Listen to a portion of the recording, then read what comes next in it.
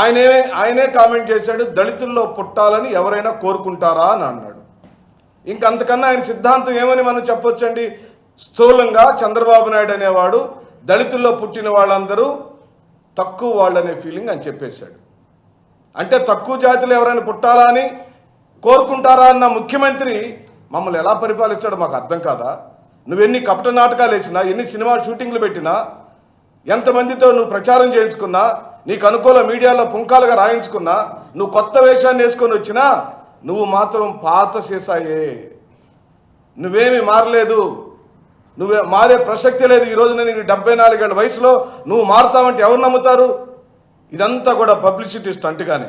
నువ్వేమో దళితుల్లో పుట్టాలని ఎవరైనా కోరుకుంటారా నువ్వంటే, ఆనాటి నీ క్యాబినెట్ మంత్రి అయిన ఆదినారాయణ రెడ్డి దళితులకి శుభ్రంగా ఉండరు, దళితుల దగ్గర వాసన వస్తుంది, మీకు చదువుకోవటం రాదు అని స్వయాన ఓ రాష్ట్ర మంత్రి అయితే, అదే వైఎస్ జగన్మోహన్ రెడ్డి గారు కనుక ఆ మాట అన్న మంత్రి ఎవడైనా ఆయన క్యాబినెట్లో ఉంటే క్షణంలో డిస్మిస్ చేసి పడేసేవాడు.